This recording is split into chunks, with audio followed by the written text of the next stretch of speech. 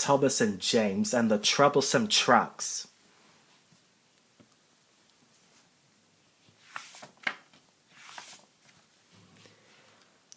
Every morning, the fat controller came to the station to catch his train. He always said hello to Thomas the tank engine. Thomas worked hard every day, pushing and pulling all the trucks into the right places. I need to learn all about the trucks to become a really useful engine, Thomas told himself. There were some funny-looking trucks in a siding. There was a small coach, some flat trucks, and a strange thing that his driver called a crane. "That's the breakdown train," said the driver. "When there is an accident, the engine takes the workmen to clear and mend the line. The crane is for lifting heavy things like engines, coaches, and trucks." One day, Thomas was in the yard when he heard an engine whistling. "Help! Help!" A goods train came rushing through much too quickly. The engine was a new engine called James, and he was very frightened. His brake blocks were on fire. There were flames and sparks streaming out on each side. They're pushing me," panted James. "Odd, odd, odd, on," laughed the trucks, pushing James along the rails. "Help, help," whistled James as he disappeared out of sight. "I hope James will be all right," said Thomas. But it was already too late. The trucks had pushed James right off the rails. Suddenly, a bell rang in the signal box and a man came running down the yard towards Thomas. "James is off the line. We must get the breakdown train quickly," shouted the man. Thomas was coupled on. The workmen jumped into the coach, and off they went as fast as they could. "Hurry, hurry, hurry," puffed Thomas, working as hard as he could.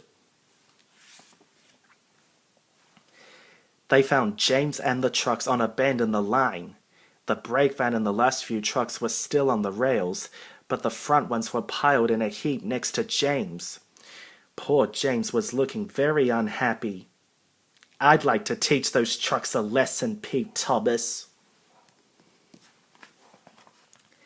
Luckily, James wasn't hurt. "Never mind, James," said the fireman.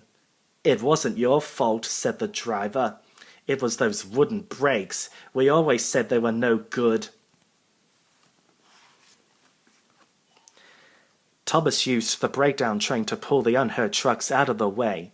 He worked hard all afternoon pulling all the other trucks back to the yard as well.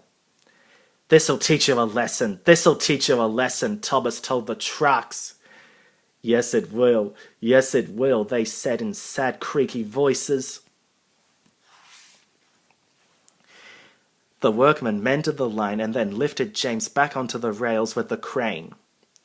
"Steady," said one of the workmen as they lifted James into the air. "Carefully now," said another as they put James back onto the rails. "Oh dear, I can't move," said James. Thomas took James back to the engine shed to be mended. The fat controller was waiting for them anxiously. "I'm very pleased with you, Thomas," said the fat controller. "You're a really useful engine. We'll give James some new brakes and a shiny new coat of paint. And Thomas, you shall have a branch line all to yourself." "Oh, thank you, sir," said Thomas happily. Thomas was very happy to have his very own branch line. He puffed proudly backwards and forwards with his two coaches every day. Best of all, Thomas liked picking up all the passengers at the stations and taking them on their journey.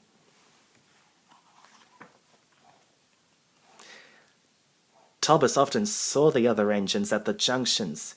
Some of them stopped to say hello, and some, like Gordon, didn't have time to stop but said poop poop as they rushed past, and Thomas always whistled peep peep in return. "Peep peep, I hope you enjoyed my story." And we know who those coaches are, don't we? Annie and Clarabelle.